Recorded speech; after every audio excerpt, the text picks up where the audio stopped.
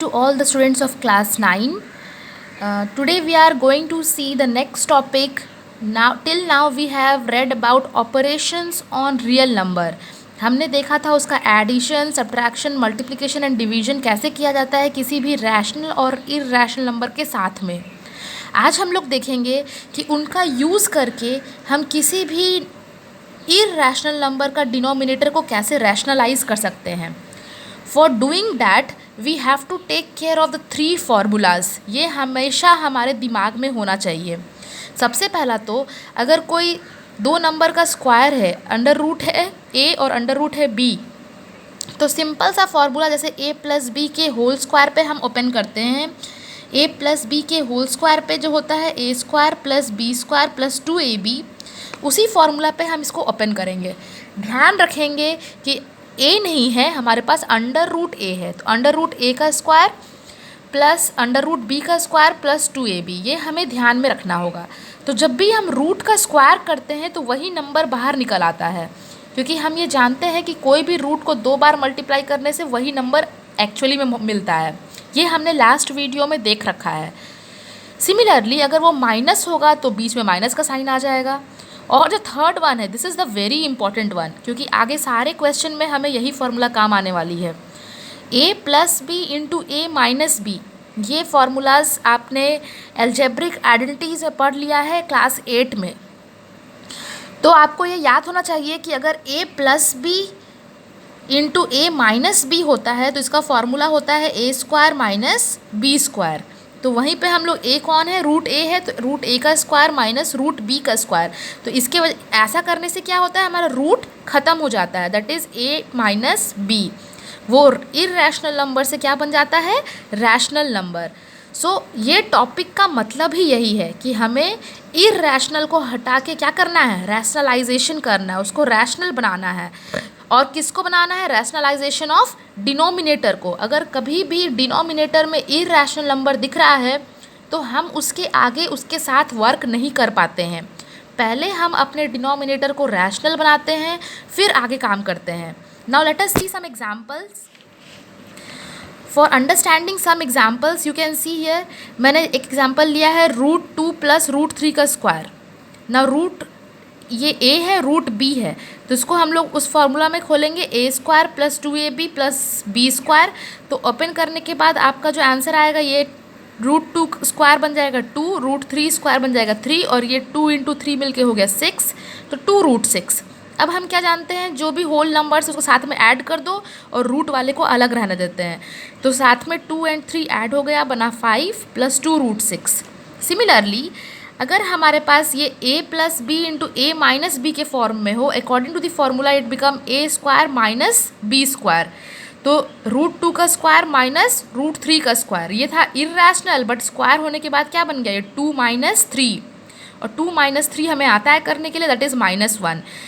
Concept था irrational से बना रहे हैं हम रैशनल नंबर। तो यही कंसेप्ट को, this concept is we are going to use for rationalisation of denominator. इसीलिए आपको ये समझना बहुत ज़रूरी है। एक और आता है सिंपल मल्टीप्लिकेशन। ये हमने पिछली वीडियो में भी डिस्कस किया था कि अगर a प्लस बी है और कुछ भी नंबर है तो हम उसको कैसे मल्टीप्लाई करते हैं, जैसे कि आपने क्लास 8 में ये कर रखा है। पहले हम इसको दोनों को इसके साथ मल्टीप्लाई करते हैं, फिर इसको इस दोनों के साथ मल्टीप्लाई करते हैं।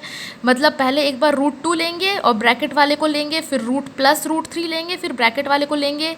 अब इसकी जो मल्टीप्लिकेशन होगी root 2 into root 2, root 2 into root 5, root 3 into root 2, root 3 into root 5। Now root 2 into root 2 will become 2, दोनों रूट मिलके हो गया 10, रूट 10, रूट यहाँ 3 एंड 2 मिलके हो गया रूट 6, और ये 3 एंड 5 मिलके हो गया 15। कोई भी रूट में कोई सिमिलैरिटी नहीं है, इसलिए उसको अलग ही लिख देंगे, और 2 आगे बस अकेला एक होल नंबर बचेगा। Next we are going to see the topic which we are going to do is how to rationalise a denominator. कभी भी कोई भी रैशनल नंबर अगर इस फॉर्म में है, नीचे डिनोमिनेटर में इरैशनल नंबर है, तो ना तो हम उसको नंबर लाइन पे रिप्रेजेंट कर पाते हैं और ना ही हम उसके साथ कोई कैलकुलेशन कर पाते हैं। तो कभी भी आपके क्वेश्चन में अगर नीचे डिनोमिनेटर में इरैशनल नंबर्स है तो आपका सबसे पहला काम यही होना चाहिए, रैशनलाइज करना।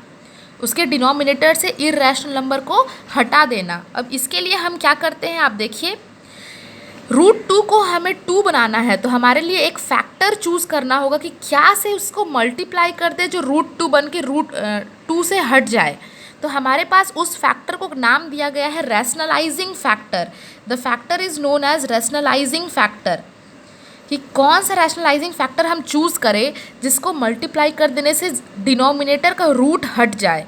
तो आप जैसे ही √2 को देखोगे तो अगर हम √2 को √2 से मल्टीप्लाई कर दें, ऊपर भी और नीचे भी नंबर में कोई चेंज नहीं आएगा, क्योंकि ये दोनों कट के क्या बन जाता है, 1।